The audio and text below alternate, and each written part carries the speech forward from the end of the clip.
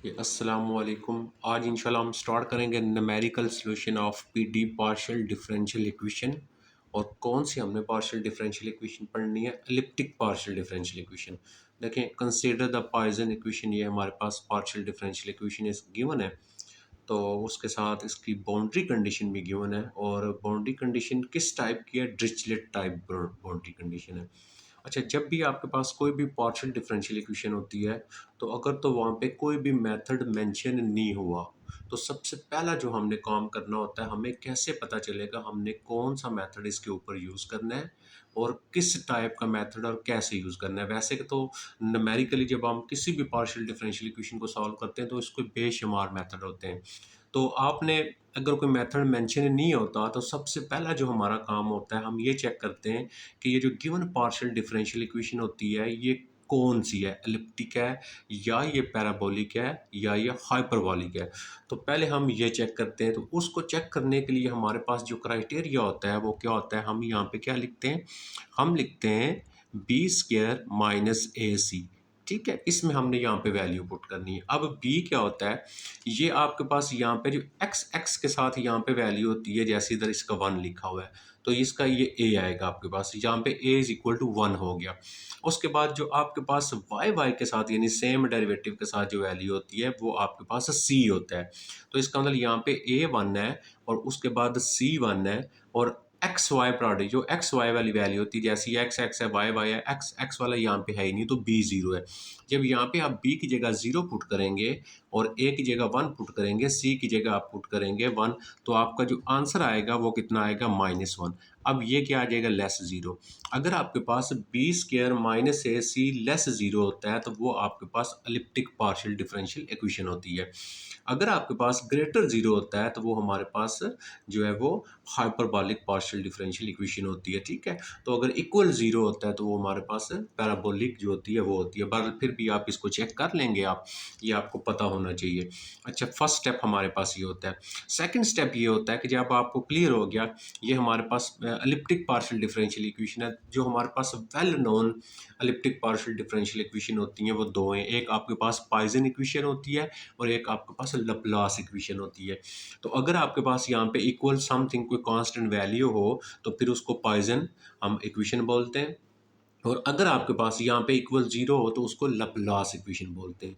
तो ये क्लियर हो गया कि ये पॉइसन इक्वेशन है, एलिप्टिक इक्वेशन है। अब आ गया सेकंड चीज़, हम ये देखते हैं कि उसके अंदर जो बाउंड्री दी हुई है उसकी, वो कौन सी है। अब बाउंड्री प्रॉब्लम जो होती हैं वो आपके पास डिरिचलेट कंडीशन में भी होती है, वो उसके उसके बाद आपके पास कॉची प्रॉब्लम होती है, या आपके पास मिक्स टाइप प्रॉब्लम होती है। तो सेकंड चीज़ हम ये चेक करते हैं कि उसकी जो बाउंड्री दी है वो किस टाइप की है आपके पास। तो यहाँ पे जो मैंने क्वेश्चन लिया है वो डिरिचलेट कंडीशन लिया है। तो आज मैं इसी के ऊपर डिस्कस करूंगा और इसी से रिलेटेड जो एग्जांपल है उसी को सॉल्व करूंगा, और नेक्स्ट लेक्चर के अंदर इंशाल्लाह हम जो है वो कॉची प्रॉब्लम को डिस्कस करेंगे। तो सबसे पहले हमारे पास ये तो क्लियर हो गया, ये पॉइसन इक्वेशन है और ये इसकी बाउंड्री दी हुई है। अब डिरिचलेट कंडीशन कौन सी होती है? जब क्वेश्चन को मैं सॉल्व करूंगा आपको साथ में बताऊंगा डिरिचलेट कंडीशन कौन सी होती है। उसके बाद हम इस फार्मूले को इसके लिए यूज़ करेंगे, और ये एलिप्टिक पार्शियल डिफरेंशियल इक्वेशन के लिए होता है, ये कौन से डिराइव होता है और कैसे हम इसको बनाते हैं, ये भी हम जब इसमें सॉल्व करेंगे तब मैं आपको क्लियरली इसको बता दूंगा। सबसे पहले हमने क्वेश्चन को जब भी देखना होता है उसमें ये आपने पहली चीज़ मैंने आपको बता दी, आपने देखना है एलिप्टिक पार्शियल डिफरेंशियल इक्वेशन है या पैराबोलिक है या हाइपरबोलिक है। उसके मुताबिक फिर आपने सेकंड चीज़ देखनी होती है, उसके ऊपर कंडीशन कौन सी है। दो चीज़ें होगी। तीसरी, जब हम इसको सॉल्व करना शुरू करेंगे तो हमने इसके ऊपर जो ये जो फार्मूला होता है, बेसिकली फार्मूला तो नहीं लिखना चाहिए, ये इसकी डिस्क्रिटाइजेशन इक्वेशन होती हैं। तो ये हम बनाएंगे, कैसे बनाते हैं हम, ठीक है। अदरवाइज़ आप प्लेलिस्ट पे जाएंगे तो वहाँ पे मैंने ये चीज़ें ऑलरेडी पहले से बताई हुई हैं। तो ये तीन चीज़ें आ गई। अब जब हम इसको सॉल्व करेंगे, जब ये तीन क्लियर हो गया, सेकंड स्टेप होता है हमारे पास, हम इसमें से एच और के फाइंड करते हैं। जो गिवन पार्शियल डिफरेंशियल इक्वेशन है उसमें आपको एच और के आना चाहिए। एच क्या होता है, एक्स एक्सिस पे स्टेप साइज कांस्टेंट होगा, वाई क्या के क्या होगा, वाई एक्सिस पे स्टेप साइज जो कांस्टेंट होगा वो आपका आएगा। तो सबसे पहले अब हम इसका मैं निकाल लेता हूँ एच और के। जब हम इसका एच निकालेंगे तो एच इज इक्वल टू हमारे पास किसके हुआ करेगा, B minus A divided by N हुआ करेगा। और जब हम के इसका निकालेंगे तो के इज इक्वल टू आपके पास D minus C divided by आपके पास एम हुआ करेगा। अब यहाँ पे हमें ये क्लियर करना है कि ए वैल्यू क्या होती है, बी वैल्यू क्या होती है और एन वैल्यू क्या होती है। सम टाइम क्वेश्चन के अंदर एच और के गिवन होता है आपके पास, फिर हमें एम और एन फाइंड करना पड़ता है, ठीक है। और एम एन हमें कहाँ से मिलेगा, ये अगर आप क्वेश्चन को स्टार्ट में देखें तो ये जो वैल्यू ये एक्स एक्सिस की तरफ है, ये पॉइंट आपका ए है, ये पॉइंट आपका बी है।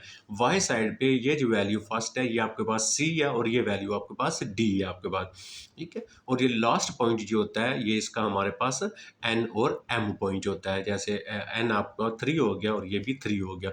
अब ये वैल्यू जब मैं यहाँ पे पुट करता हूँ तो मेरे पास H is equal to B की वैल्यू मेरे पास क्वेश्चन के अंदर क्या है 3 है, माइनस ए की बी की वैल्यू 3 है, ए की वैल्यू 0 है और इसकी वैल्यू एन की वैल्यू भी 3 है मेरे पास। तो मेरे पास यहाँ से जो एच आएगा एच इज इक्वल टू 1 आ गया। सिमिलरली हम क्या करेंगे, इसका के निकालेंगे तो आप डी और सी की वैल्यू फाइंड करेंगे, के इज इक्वल टू आपके पास 1 आ जाएगा। तो ये हमने एच और के इस तरह यहाँ से फाइंड कर लेना होता है।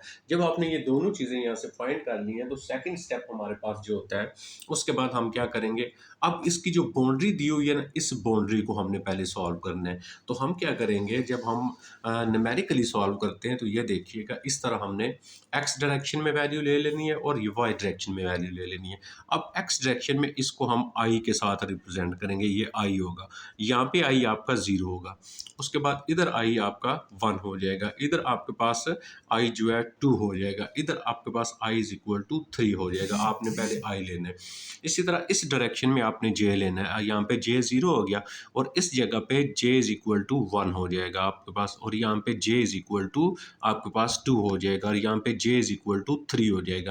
ये आप कहाँ तक जाएंगे ये आपने डिसाइड करना है, आपका एम और एन कितना है, इसलिए आपको ये क्या है कि आपको एच और के पता होना चाहिए और एम और एन पता होना चाहिए। अब हमारा एम और एन 3 तक है, लिहाजा हम यहाँ पे 3 तक चलेंगे। इसी तरह ये भी 3 तक है तो ये भी हम 3 पे चले गए।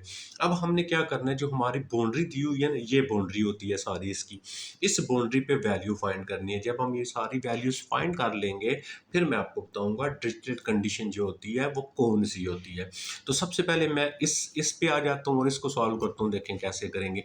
अब अगर आप ऊपर जाए ना, देखें यहाँ पे आपके पास पहला जो लिखा हुआ है ये u आपके पास u x 0, अब u x 0 is equal to 0, इससे क्या मराता है, पहला पॉइंट आपके पास x होता है, दूसरा पॉइंट आपके पास y होता है।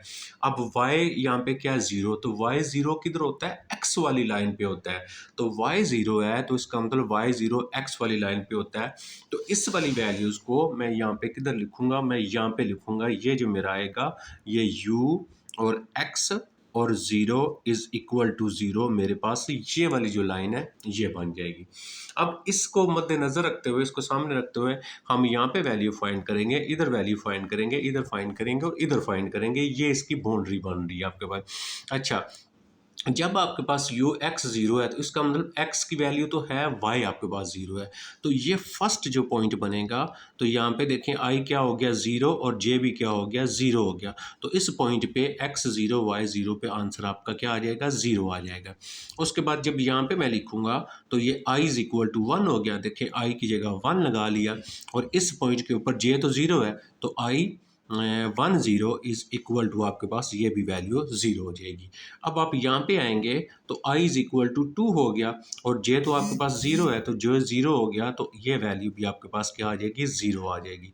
जब हम यहाँ पे आएंगे तो u इज इक्वल टू ये i आपके पास 3 हो गया और उसके बाद आपके पास जो i 3 हो गया और आपके पास जो j है वो 0 है, यहाँ पे भी वैल्यू क्या होगी आपकी 0 होगी। तो इस पॉइंट के ऊपर हमने जितनी भी वैल्यूज हैं वो सारी हमने सॉल्व कर ली। अब हम सेकंड बाउंड्री कंडीशन के ऊपर चले जाते हैं। देखें सेकंड जो दी हुई है वो हमारे पास क्या है, ये आ जाएगी आपके पास, u आपके पास आ जाएगा आपके पास x और 3, ठीक है। अब ये जो लिखा हुआ ना u x एंड 3, अब ये x हो गया, ये y है आपके पास, यानी आपके पास ये x हो गया, ये y। अब y आपके पास 3, y3 मीन j3 आपके पास होगा ना यहाँ पे। तो ux3 आपने क्या करना है यहाँ पे, ux3 से मुराद x वाली वैल्यू पे और y आपके पास 3 है।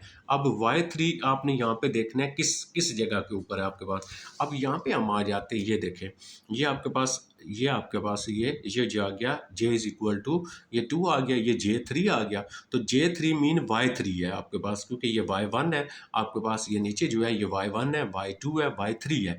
तो हमने Y3 के ऊपर जाना है। तो ये जो हमारी इक्वेशन बन जाएगी, ये हम यहाँ पे लिख लेंगे, U आ जाएगा हमारे पास, और क्या हमारे पास है X, और हमारे पास 3 इज इक्वल टू 0। इससे मुराद ये हुआ कि आपने y इज इक्वल टू 3 पे जाना है। तो y इज इक्वल टू 3 आपके पास ये वाली लाइन बन रही है, ठीक है, क्लियर हो गया। अब इसके इस वाले पॉइंट पे वैल्यू निकालेंगे।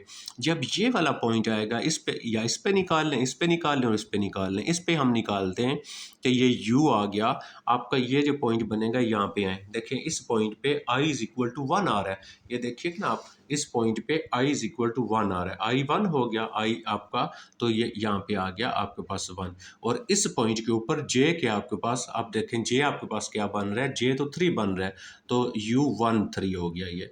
तो u13 पे ऊपर उसने क्या लिखा हुआ है, ऊपर उसने लिखा हुआ है इसकी वैल्यू 0 है, तो लिहाजा यहाँ पे आपके पास आ गया 0 आ गया, ठीक है। नेक्स्ट हम चले जाते हैं सेकंड वाले पास, ये वाला जो हिस्सा बनेगा। अब ये जो बनेगी आपके पास, ये वैल्यू जो बनेगी, ये आपके पास आ जाएगा u i आपके पास 2 हो गया, और j तो आपके पास 3 है, तो ये भी वैल्यू आपके पास 0 होगी। अब हम आ जाते हैं इस वाले पॉइंट पे, तो ये आ जाएगा आपके पास i इज इक्वल टू 3 हो गया, और वो तो 3 है, तो ये भी इज इक्वल टू आपके पास 0 हो गया। ये भी हमने सॉल्व कर लिया। अब हम चले जाते हैं जो थर्ड इसने कंडीशन दी है उसके ऊपर। अब थर्ड कंडीशन देखें, आपके पास ये है u0y, यानी u0y से मुराद क्या है, x0। यहाँ पे x0 है, तो x0 कहाँ पे होता है, y वाली लाइन पे ऊपर 0 होता है, तो x0 और y। अब हम यहाँ पे देखेंगे x0 किधर है, x0 y की लाइन पे होगा, तो x0 आपके पास जो लाइन बनेगी वो आपके पास ये वाली हिस्सा बन जाएगा। तो इसको हम क्या लिख लेंगे, u लिख लेंगे, ये लाइन हमारी इधर आ जाएगी, u आपके पास आ जाएगा 0 0 एंड 0 कामा y। तो ये आपके पास इज इक्वल टू 0 आ गया। तो इस पॉइंट के ऊपर ऑलरेडी वैल्यू फाइंड कर चुके हैं, अब हम इसके ऊपर फाइंड करेंगे। तो ये जो पॉइंट बनेगा ये वाला हमारे पास, तो इसमें देखें ये आपके पास j1 है, और i तो इसके ऊपर 0 है, देखें ये i 0 है, तो ये आपके पास इज इक्वल टू आंसर क्या आ जाएगा, 0 आ जाएगा। अब हम इस पॉइंट पे फाइंड करेंगे, जब हम इस पॉइंट पे फाइंड करेंगे तो ये आ जाएगा u आपके पास। तो पहले हम किसकी वैल्यू निकालते हैं, पहले हम सॉरी आई की वैल्यू लगाते हैं ना, पहले आई लगाते हैं हम। तो आई आपके पास यहाँ पे 0 हो गया, और जे आपके पास 1 था। पहले आप आई की वैल्यू लगाएंगे, ओके। नेक्स्ट आ गया ये। अब इस पॉइंट के ऊपर देखें आई क्या है, आई आपके पास 0 है, और जे आपके पास 2 है, तो ये आपके पास आंसर इसका भी क्या आ गया, 0 आ गया, ठीक है। अब हम चले जाते हैं इस पॉइंट के ऊपर, तो ये आ जाएगा आपके पास u, और आई आपके पास 0 है, और जे आपके पास 3 है, तो आंसर क्या आ गया आपका, 0 आ गया। ये भी हमारे पास वैल्यू 0 आ गई। अब हम चले जाते हैं इसकी चौथी बाउंड्री कंडीशन, जो हमारे पास चौथी जो कंडीशन है वो क्या है, u 3y0, यानी 3 कामा वाई इक्वल 0, यानी ये क्या है, 3 क्या है, x3। अब आप यहाँ पे देखेंगे x3 किधर होगा, तो x3 वाली लाइन तो आपके पास ये वाली लाइन बनेगी ना, ये x3, सो x3 पे ऊपर ये देखिएगा, यहाँ पे आ जाए आपके पास, ये x1 हो गया, x2 हो गया, x1 हो गया, x2 हो गया, x3 हो गया, तो x3 ये सारी लाइन बनेगी। तो ये पॉइंट हमारा यहाँ पे आ जाएगा, तो ये आ जाएगा u and 3 comma y is equal to 0 आ गया आपके पास। अब इसमें से हमारे पास ये वैल्यू है, तो ये पॉइंट हम देखेंगे क्या आता है, पहले आई वाला लिखेंगे, तो ये आई कितना है आपके पास, 3 आ गया, और इस पॉइंट के ऊपर जे कितना है, j1 आ गया, तो 3 1 इज इक्वल टू आंसर क्या हो गया, 0 आ गया। अब हम ये लिख लेंगे u is equal to i की वैल्यू लिखेंगे, आई तो हमारे पास 3 है, ये हमारे पास 3 आ गया, और इसमें j कितना आ गया, 2 आ गया, तो इसका आंसर भी क्या हो गया, 0 आ गया।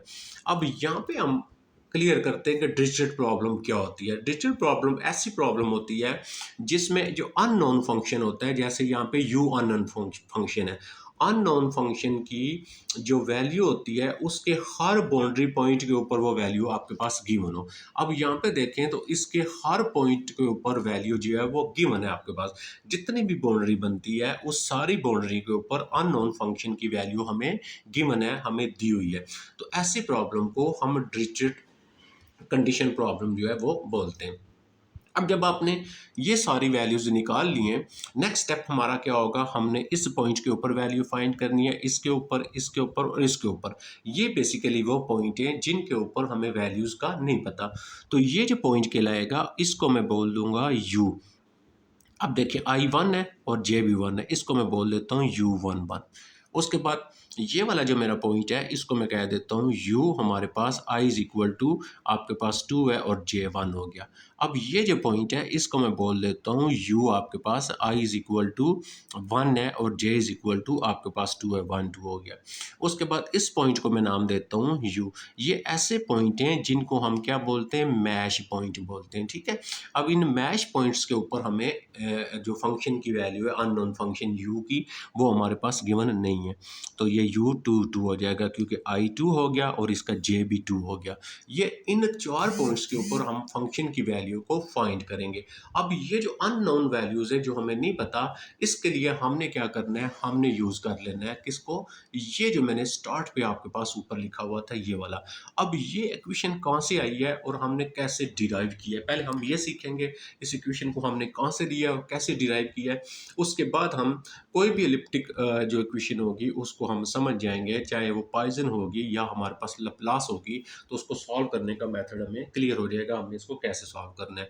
तो पहले हम ये सीख लेते हैं कि ये इक्वेशन हमने कहाँ से ली है और कैसे हमने इसको डिराइव किया आपके पास। तो इसके लिए मैं क्या करूँगा, एक जर्नल पॉइसन इक्वेशन ले लूँगा आपके पास, ठीक है। कोई भी जर्नल पॉइसन इक्वेशन लेंगे और उसके लिए इस मेथड को हमने डिराइव करना है, ठीक है। तो इसके लिए मैं आपको यहाँ पे मैं डिराइव नहीं करूँगा, अगर आपने इसको डिराइव करना है तो उसके लिए सेंट्रल डिफरेंस अप्रॉक्सीमेशन मेथड होता है। तो वो आप जो है वो स्टार्ट में आप लेक्चर पे जाएंगे तो वो मैंने वहाँ पे आपको जो है मेंशन किया हुआ है। तो यहाँ पे आपको मैं ये समझा देता हूँ सारी चीज़। जैसे मेरे पास फॉर एग्जांपल इस पे आ जाए डिस्क्रिटाइजेशन ऑफ पॉइसन इक्वेशन। ये आपके पास जर्नल पॉइसन इक्वेशन है, u x x u y y is equal to f x y. तो हम यहाँ पे यू एक्स एक्स की जगह क्या करेंगे, हम second order central difference approximation जो है वो यूज़ करेंगे। तो u x x central approximation जो होती है वो किसके इक्वल होती है, 1/h² u x i minus 1 y j minus 2 u x i y j, ये आ जाता है। तो यू एक्स एक्स की जगह यहाँ पे हमने वैल्यू कौन सी लगा देनी है, ये वैल्यू लगा देनी है। और यू वाई वाई की जगह यहाँ पे वैल्यू लगाएंगे हम इसी तरह इसकी वैल्यू को हमने, वो मैं आपको बता देता हूँ हमने कैसे उस वैल्यू को यूज़ करना है। तो उस वैल्यू को यूज़ करने के लिए हम क्या करेंगे, central difference approximation along y axis जो होगा उसको देखें।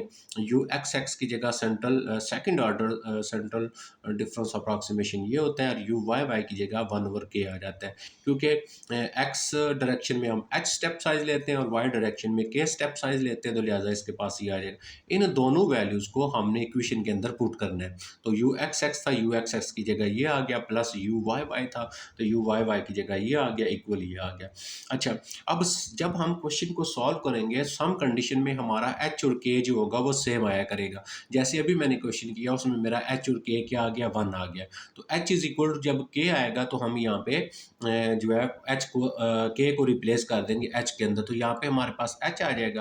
तो जब यहाँ पे हमारे पास वैल्यू h आ जाएगी तो उसका मतलब यहाँ पे h स्क्वायर हो जाएगा। तो इधर हम एलसीएम लेंगे, इस h स्क्वायर को क्रॉस कर देंगे उधर, तो हमारे पास जो फाइनल रिजल्ट बनेगा ये देखिएगा, जो h is equal to k form होगी, जो फाइनल रिजल्ट बनेगा वो हमारे पास ये बन जाएगा, ये मैंने लिखा हुआ है आपके पास, ठीक है। अब अगर आपके पास h और k सेम नहीं आता तो हमने इस रिजल्ट को यूज़ नहीं करना। नेक्स्ट एक्सरसाइज के अंदर हमको ऐसा क्वेश्चन लेंगे कि जिसमें हमें ये क्लियर हो नहीं होगा कि अगर इससे आपका h और k सेम ना हो तो फिर हम कैसे सॉल्व करेंगे। ये आपको पास क्लियर हो गया, ये कैसे डिराइव करते हैं और कैसे करते हैं। अब हम आ जाते हैं जो हमने एग्जैक्टली क्वेश्चन को सॉल्व करना है। तो उस के लिए हमने क्या करना है, ये जो अननोन पॉइंट्स होंगे इन अननोन पॉइंट्स पे वैल्यू फाइंड करने के लिए हमने क्या करना है, इसी इक्वेशन को यूज़ करना है हमने। तो फर्स्ट ही हम क्या करते हैं, पहले हम चले जाते हैं जो हमारा फर्स्ट वाला है। देखिए ये मैं आपको बता देता हूँ, हमारे पास ये हमारे पास फार्मूला आ गया हमारे पास। मैं आपको बताता हूँ कैसे यूज़ करेंगे। तो पहला पॉइंट जो है यहाँ पे देखें u11 है। अब u11 में i इज इक्वल टू देखें ये i0 i1, ये i1 हो गया और j भी क्या हो गया 1 हो गया आपके पास। तो i1 और j1 आपके पास। तो यहाँ पे हमारे पास पहला जो हम यहाँ पे रखेंगे, यहाँ पे हम पुट करेंगे i इज इक्वल टू 1 हो जाएगा आपके पास, और दूसरी वैल्यू आपके पास जो आएगी वो j इज इक्वल टू वो भी क्या हो जाएगा 1 होगा। अब इस इक्वेशन के अंदर जहाँ पे i है वहाँ पे 1 लगाएंगे और जहाँ पे j है वहाँ पे 1 लगाएंगे हम। तो हमारे पास जो क्वेश्चन बनेगा वो हमारे पास डिस्क्रिटाइजेशन हो जाएगी। कैसे होगी u i 1 1 1, ये i की जगह 1 और इधर 1, ये आ गया आपके पास 0, और j की जगह पे क्या लगा रहे हैं 1, तो ये आ गया पहला। माइनस आ जाएगा आपके पास 4 एंड u i की जगह 1 लगा रहे और j की जगह 1 लगा रहे, तो ये 1 1 का ख़त्म कर देना है आपने इसमें से। और प्लस आपके पास u इज इक्वल टू, यहाँ पे हम 1 लगाएंगे तो ये आपके पास 2 आ जाएगा, ये भी 1 आ गया आपके पास। क्लियर हो गया। प्लस नेक्स्ट आ जाएगा u हमारे पास i की जगह 1 लगा रहे हैं तो j की जगह 1 लगाएंगे तो 1 और 1 2 हो जाएगा। प्लस नेक्स्ट आ जाएगा u is equal to i की जगह 1 लगा रहे हैं, j की जगह भी 1 लगा रहे हैं तो ये 0 हो गया, 1 0 इज इक्वल। h हमारे पास 1 आया हुआ है। और एफ एक्स वाई क्या है, एफ एक्स वाई देखिए हमारे क्वेश्चन के अंदर जो एफ एक्स वाई है वो हमारे पास ये गिवन है आपके पास -10 आ गया। तो h की जगह 1 लगा लेंगे, इसकी जगह 10, तो ये हमारे पास यहाँ पे आ जाएगा -10 आ गया। इसको अब हमने तरतीब देना और जो वैल्यूज हमें इसमें से पता है वो हमने यहाँ पे पुट कर देनी है। अब देखें कौन कौन सी वैल्यू पता है, बाउंड्री के ऊपर आपको सारी वैल्यूज पता है। तो हमारे पास ये 0 1 है, u01, तो आप यहाँ पे देखें u01 की वैल्यू 0 आ गई। उसके बाद आपको किसकी वैल्यू पता है, u10 की वैल्यू पता है। अब u10 ये देखिएगा u10 ये आ जाता है, u10 ये भी 0 है, मीन ये दो वैल्यूज इसकी 0 है, तो ये वैल्यू भी 0 हो जाएगी और उसके बाद ये वैल्यू भी 0 हो जाएगी। तो बाकी हमारे पास इसको तरतीब देंगे हम इसको, तो ये नेगेटिव वैल्यू उधर लेके जाएंगे, ये पॉजिटिव इधर लेके आ जाएंगे। तो हमारे पास जो बन जाएगा u11 इज इक्वल टू 1/4 आ जाएगा, और यहाँ पे आपके पास आ जाएगा 10 और प्लस u21 और प्लस u12, तो ये हमारे पास एक जो है इक्वेशन बन जाएगी। अब हम सेकेंडली क्या करेंगे, अब सेकंड जो वैल्यू फाइंड करेंगे वो देखें वो हमारा कौन सा पॉइंट होगा, ये वाला पॉइंट होगा। अब ये पॉइंट है तो इसमें i देखिएगा कितना i2 है, और इस पॉइंट के ऊपर j देखिएगा कितना है 1 है। तो हमारे पास अब हम क्या लिखेंगे, i इज इक्वल टू 2 लिखेंगे और j इज इक्वल टू 1 लिखेंगे उसी फार्मूले के अंदर। तो अब हमने पुट करना है यहाँ पे i is equal to 2 and j is equal to आपके पास 1 ही होगा। अब जब हम इसमें लगाएंगे तो हमारी जो इक्वेशन बन जाएगी ये u आ जाएगा। अब यहाँ पे देखें 2 - 1, क्योंकि i की जगह 2 लगा रहे हैं 1 आ गया, और j की जगह 1 आ गया 1 आ गया, -4 ऐसे आएगा, u i की जगह हम क्या लगा रहे हैं 2 लगा रहे हैं, और j की जगह हम 1 लगा रहे हैं, तो 2 1 हो गया। आपने इनमें से कामा जितनी भी वैल्यूज़ में से होगा उसको आपने ख़त्म कर देना है। u आपके पास i1 लगा रहे हैं, सॉरी i2 लगा रहे हैं, 2 + 1 तो 3 और 1 हो गया।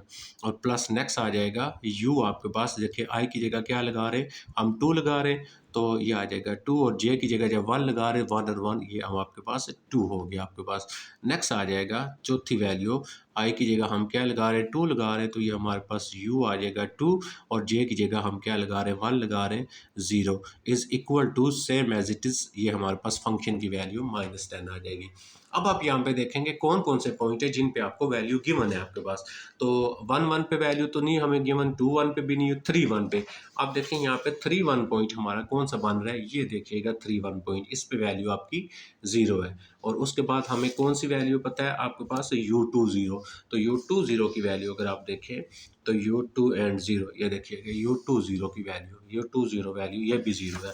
इसका मतलब हमें ये दो वैल्यूज़, इसकी ये वैल्यू और ये वैल्यू 0 है। तो बाकी अब हमने जो पॉइंट फाइंड करना था u21 था, तो हमारे पास अब जो इक्वेशन बनेगी u21 इज इक्वल टू आ जाएगा आपके पास 1/4, और यहाँ पे आपके पास आ जाएगा 10, और प्लस जो बाकी रह जाएगा वो क्या रह जाएगा, u11 रह जाएगा, प्लस u22 रह जाएगा, और इज इक्वल टू 0, ये हमारे पास सेकंड इक्वेशन बन जाएगी। ओके, सिमिलरली हम क्या करेंगे, अब हमारा जो पॉइंट आ जाता है वो ये वाला पॉइंट है। अब इस पॉइंट पे हमने वैल्यू को फाइंड करना है। अब इस पॉइंट पे देखें तो आप नीचे आ जाएं तो आपके पास ये i इज इक्वल टू तो 1 बन रहा है, और i जब 1 बन रहा है, आई आपके पास 1 है, ये देखें आई 1 हो गया, और जे यहाँ पे क्या आ गया 2 आ गया आपके पास। तो आई 1 जे 2 अब हम लगा लेंगे, तो अब हमारे पास आ गया आई इज इक्वल टू 1। ठीक हो गया, तो अब हम लिखेंगे यहाँ पे i is equal to 1 and j is equal to 2 आ गया। तो जब हम इसमें पुट करेंगे तो हमारे पास बन जाएगा u, आई की जगह 1 लगा रहे हैं तो ये 0 हो जाएगा, जे की जगह 2 लगा रहे हैं तो ये 0 2 हो जाएगा, माइनस आ जाएगा 4, और u आ जाएगा, आई की जगह हम क्या लगा रहे हैं 1 लगा रहे हैं, और जे की जगह हम 2 लगा रहे हैं, प्लस ये ऊपर मैं वैल्यू पुट कर रहा हूँ, मेरे ख्याल में आपको बात समझ आ रही होगी। अब ये 2 हो जाएगा और जे की जगह 2 हो गया, और plus u is equal to i की जगह 1 लगा रहे हैं, जे की जगह 2 लगाएंगे तो ये 3 हो जाएगा, plus u is equal to i की जगह हम 1 लगा रहे हैं और जे की जगह 2 माइनस 1 1 हो जाएगा, is equal to -10 as it is आ गया। फिर हम यहाँ पे जो वैल्यू हमें बाउंड्री पे दी हुई है वो हम लगा लेंगे। तो अब बाउंड्री पे हमें ये वाली वैल्यूज़ गिवन होगी, और उसके बाद आपके पास यहाँ पे देखिएगा आपके पास कौन कौन सी वैल्यूज़ गिवन है, ये गिवन है, ये गिवन है, ये गिवन है। तो अब हम जो जो वैल्यूज़ हमें गिवन है वो हम यहाँ पे यूज़ कर लेंगे, ठीक है। तो अब हमें 1 3 की वैल्यू देखेंगे, देखिएगा 1 3 की वैल्यू 0 है, हमें ये गिवन है, ये वैल्यू गिवन है, और ये वैल्यू गिवन है। तो बाकी हमारे पास जब इसमें से सॉल्व करेंगे, अब कौन सा पॉइंट हम निकाल रहे थे, अब हम ये वाला पॉइंट निकाल रहे थे 1 2 वाला। तो ये 1 2 वाला है आपके पास, तो यहाँ से ये u जो है 1 2 आप इधर ही रखेंगे, और बाकी आपके पास आ जाएगा 1/10 आ जाएगा, और उसके बाद आपके पास नेक्स्ट जो वैल्यू बनेगी वो आ जाएगी 10 आ जाएगी, और आपके पास u 2 2 आ जाएगा, और आपके पास u2 एंड u12 आ जाएगा 1 1, और ये आपके पास तीसरी इक्वेशन बन गई। सिमिलरली आप लास्ट पॉइंट हमारा रह गया जिसमें हमने वैल्यू फाइंड करनी है, तो वो जो पॉइंट बन रहा है ये है। तो ये इसमें अगर आप नीचे आए तो i इज इक्वल टू 2 होगा और j इज इक्वल टू आपके पास 2 होगा। तो ये दोनों वैल्यूज आपके पास i और j, यहाँ पे दोनों वैल्यूज आपके पास 2 2 आ जाएंगी। तो उसके लिए जब आप फाइनल लिखेंगे तो आपके पास यहाँ पे जो फाइंड करेंगे वो आपके पास u2 आ जाएगा, और ये आप खुद कर सकते हैं। तो ये 1/10 आ जाएगा, और जब आपके पास यहाँ पे 1/10 आएगा तो हमारी जो इक्वेशन बनेगी वो बन जाएगी आपके पास 10 आ जाएगा आपके पास, और साथ आपके पास आ जाएगा u12 आ जाएगा, और आपके पास u21 आ जाएगा। तो ये हमारे पास डिफरेंट इक्वेशन जो है वो बन जाएगी। अब इन इक्वेशन को हमने सॉल्व करना है, और हमने जो अननोन की वैल्यूज होती हैं उनको हमने हल करना है।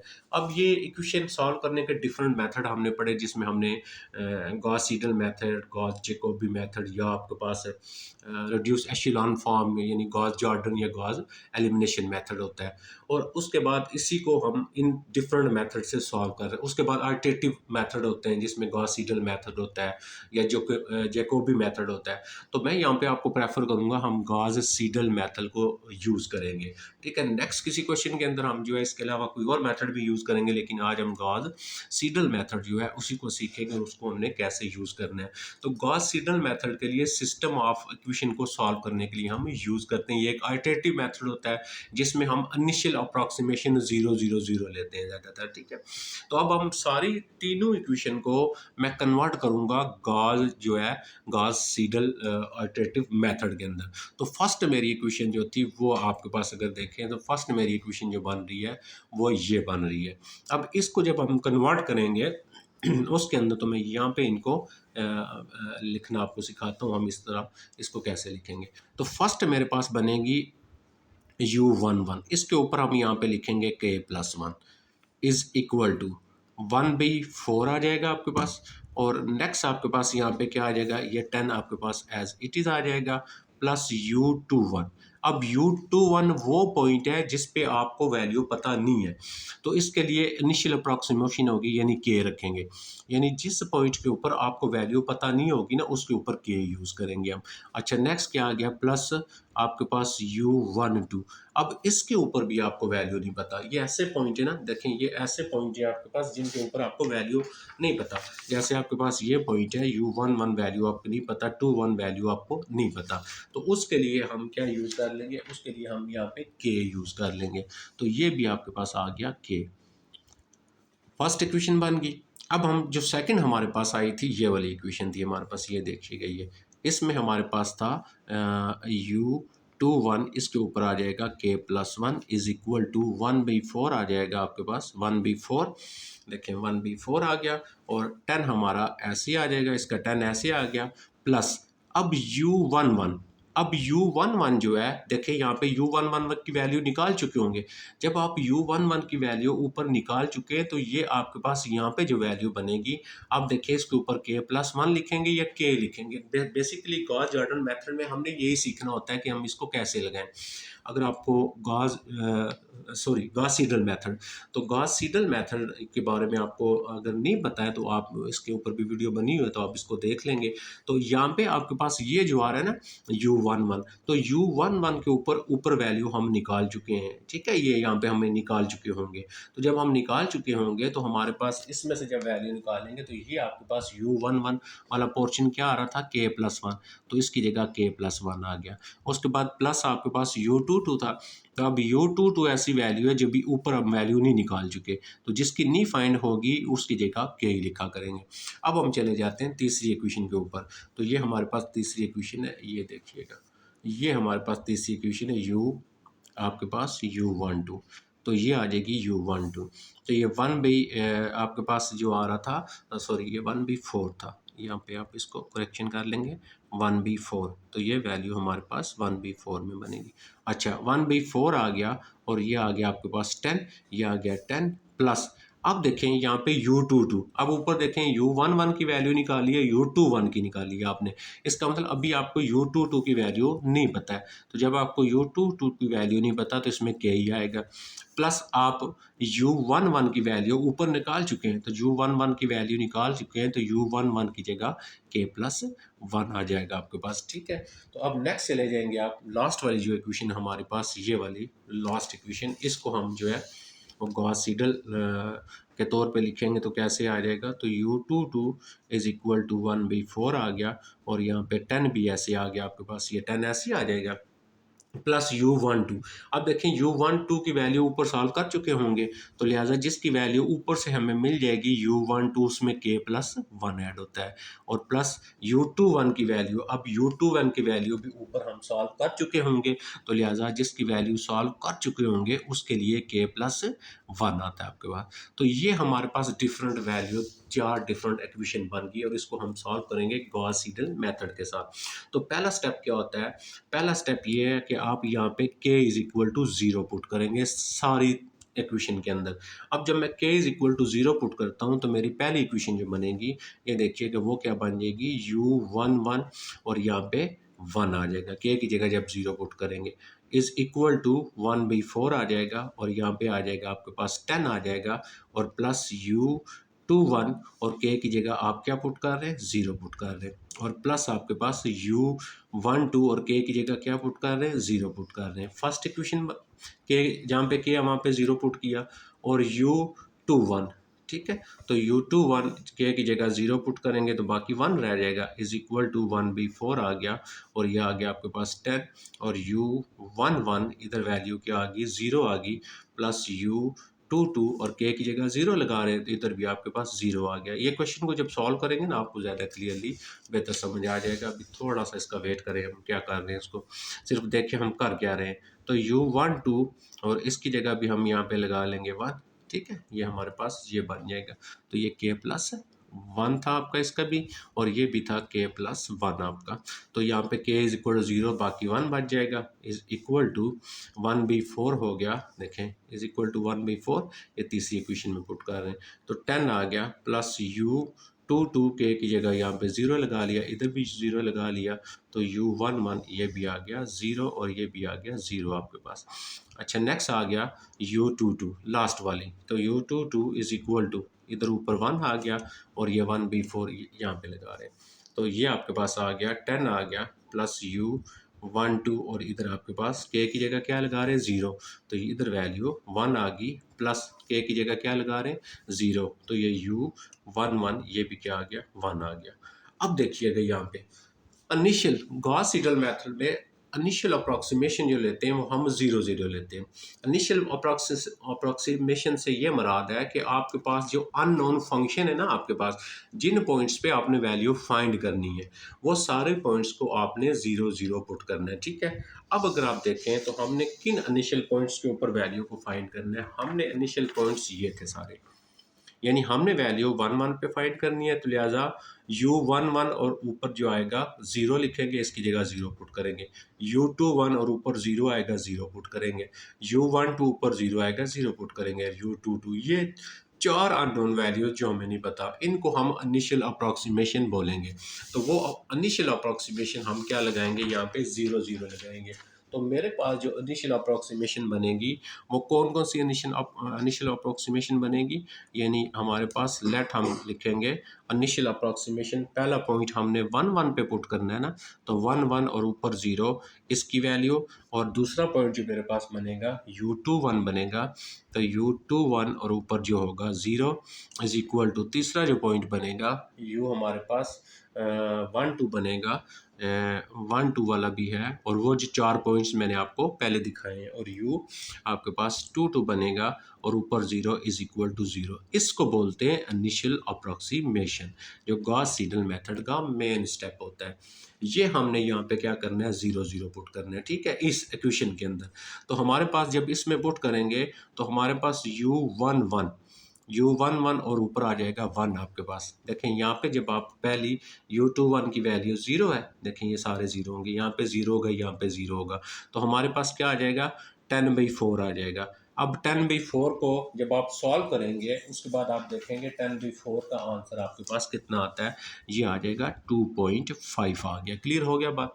अच्छा, उसके बाद नेक्स्ट आ जाएगा आपके पास, नेक्स्ट वैल्यू आ जाएगी u2 1 और ऊपर 1 आ जाएगा, ठीक है, u2 1 ऊपर 1, तो यहाँ पे आ जाएगा, यहाँ पे आपके पास ये वैल्यू 0 है, ये भी वैल्यू 0 आपके पास, ये 0 नहीं है। अभी देखें u1 1 की वैल्यू क्या आ गई है, 2.5 आ गई है हमारे पास। तो u1 1 की वैल्यू 2.5 हम यहाँ पे लगा देंगे, तो हमारे पास ये क्या बनेगा, ये 1/4 ऐसे आ जाएगा, ये आपके पास 10 ऐसे आएगा, और u1 1 की वैल्यू अभी हमारे पास आ गई 2.5 आ गई, और u2 की वैल्यू 0 है। इसको आप सिंप्लीफाई करेंगे तो आपके पास u2 1 की जो वैल्यू आएगी वो बन जाएगी आपके पास 3.125। इसको सिंप्लीफाई करेंगे 3.125। अब हम आ जाएंगे इस पॉइंट के ऊपर, ये हमारे पास बन जाएगा u12, ये रखें u12 और ऊपर आ जाएगा 1 इज इक्वल टू, अब आपके पास आ जाएगा 1/4 आ जाएगा आपके पास, 1/4 एज इट इज़, ये 10 भी एज इट इज़ आ जाएगा आपके पास, प्लस u22। अब u22 की वैल्यू आपके पास है नहीं, u22 की वैल्यू आपके पास यहाँ पे नहीं बन रही है, तो u22 की जगह ये देखिए u22 0 जो है, u22 0 ये 0 आ जाएगा, और नेक्स्ट आ जाएगा u11। तो u11 0 की जगह हम क्या करेंगे, u11 0 की वैल्यू हमारे पास कितनी आ जाएगी, u11, ये देखिएगा, ये हमने फाइंड की होगी u11, ठीक हो गया, ये u11 ये वैल्यू। तो इस वैल्यू को जब हम यहाँ पे लगाएंगे तो ये हमारे पास यहाँ पे आ जाएगी, तो फिर हमारा जो आंसर आएगा इसका वो कितना आ जाएगा, 3 पॉइंट, ये भी आ जाएगा हमारे पास इज इक्वल टू 3.125 आ जाएगा। इसी तरह सिमिलरली हम u2 निकालेंगे, u22 और 1, जब u22 1 निकालेंगे तो हमारे पास उसकी जो वैल्यू आएगी वो बन जाएगी आपके पास 4.63 आ गई। तो ये हमारे पास अब एक वैल्यू जो है, यानी एक अप्रॉक्सीमेशन हमारे पास, या एक अननोन वैल्यू हमने इस तरह ये सॉल्व कर ली सारी। अब हम नेक्स्ट आइट्रेशन कैसे करेंगे, नेक्स्ट आइट्रेशन ये करते हैं, हम यहाँ पे k इज इक्वल टू हमने 1 पुट करना है, ठीक है, k इज इक्वल टू हम क्या पुट करेंगे, 1 पुट करेंगे। किधर हमने 1 पुट करना है, इस जगह के ऊपर, जहाँ जहाँ पे k है वहाँ पे हम 1 पुट कर देंगे। जब हम k की जगह 1 पुट कर लेंगे तो फिर हमें यहाँ से ये बाकी जो वैल्यूज होंगी वो मिलती जाएंगी। प्रोसेस को हम रिपीट करते जाएंगे, तो आपने ये कहाँ तक लेके जाना है, आप इसकी कम अज कम at least k is equal to 6 करेंगे, k इज इक्वल टू 6 तक आप जाएंगे, तो आपके पास जो वैल्यू हो जाएंगी वो रिपीट हो जाएंगी। k 6 जब आप करेंगे तो आपको यहाँ पे u117 मिलेगा, और u117 पे वैल्यू आपको मिल जाएगी 5 आपके पास, ठीक है, और उसके बाद नेक्स्ट आपको वैल्यू मिलेगी 217 पे, ठीक है। तो U217 पे आपको वैल्यू भी मिलेगी 5 मिलेगी, और उसके बाद आपको मिलेगी U आपके पास नेक्स्ट वैल्यू आपको मिलेगी U आपके पास जो है 12 पे 127 पे, तो ये भी वैल्यू आ जाएगी 5 आपके पास। और उसके बाद आपके पास आ जाएगा नेक्स्ट U आपके पास 22 पे 227 पे वैल्यू मिलेगी, ये भी आ जाएगी 5। तो ये नेक्स्ट आइट्रेशन आप खुद करके आपने यहाँ तक जाना है k इज इक्वल टू 6 तक, तो आपका एग्जैक्टली आंसर आ जाएगा। जब ये वैल्यू आपकी रिपीट हो जाएगी तो आपका आंसर जो होगा एग्जैक्ट होगा। मुझे उम्मीद है आपको ये बात समझ आ गई होगी, और फिर भी आपको इश्यू होता है आइट्रेशन में, आप मुझे कमेंट्स कीजिएगा, मैं PDF फॉर्म में आपको ये अवेलेबल कर दूंगा। थैंक यू, अल्लाह हाफिज़।